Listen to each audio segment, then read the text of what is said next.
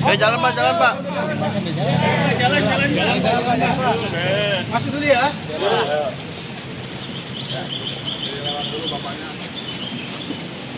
Awas jatuh. Pak, ada berkas yang dibawa nggak Pak? Nih, tunjukin Pak tuh. Bentuk dokumen. Kasihan Pak, kasihan Pak. Jangan dulu, Dokumennya dikawal mobil Pak. Kan dokumennya lagi saya simpen. Sini Pak, lewat tengah Pak. Dari sini, awal izin tengah. Ya, kasih lewat dulu bapaknya.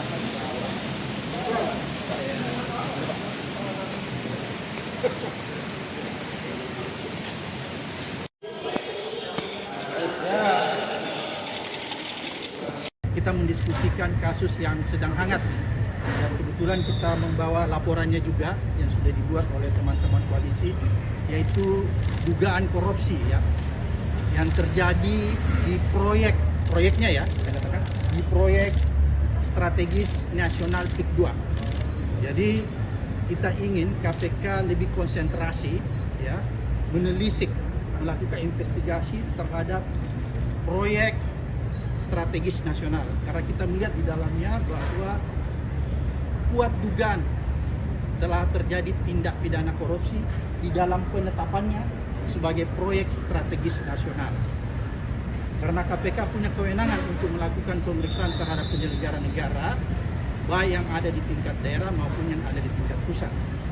Karena kita bisa duga bahwa penetapan PIK menjadi PSN itu tidak terlepas dari praktek kong kali kong, praktek suap menyuap, ya, dan lebih jauh kita bisa melihat bahwa di situ ada kerugian negara sebenarnya, pasal 2 kerugian negara.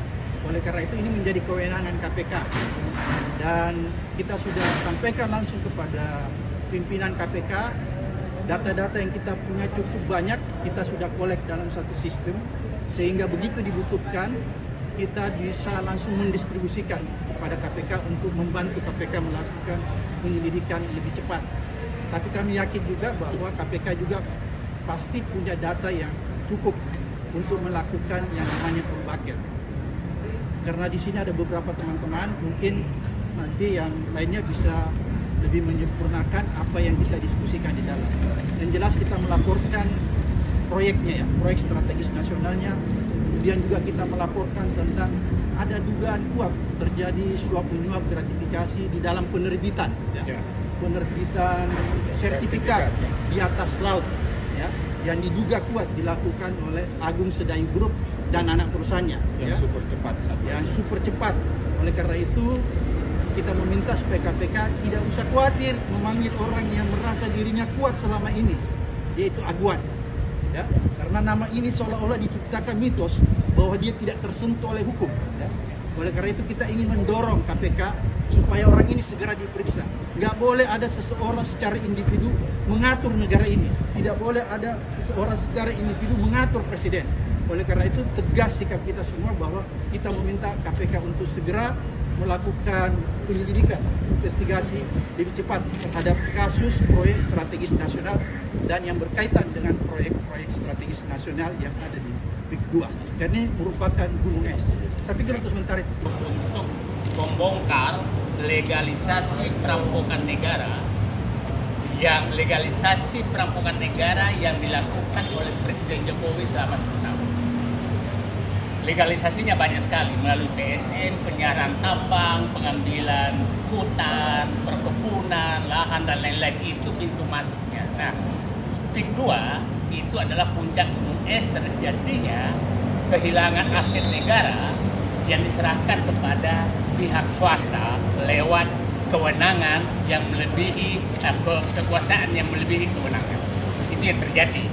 Dan tadi saya meminta kepada KPK sederhana melihat berapa jalan, berapa sungai, berapa pantai, berapa irigasi yang sudah diambil alih oleh PIK 2, apakah ada ganti ruginya ke negara atau hilang begitu saja. Karena sudah berapa kecamatan habis. Jadi itu sederhana, cek di Google Earth apakah PIK 2 yang ada sekarang itu tidak mengambil laut.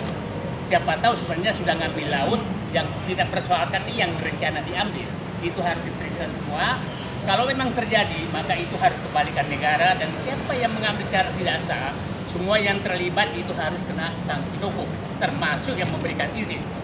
Kita harus ingat bahwa saya berpendapat bahwa terjadi rekayasa besar di Pantai Indah Kapuk.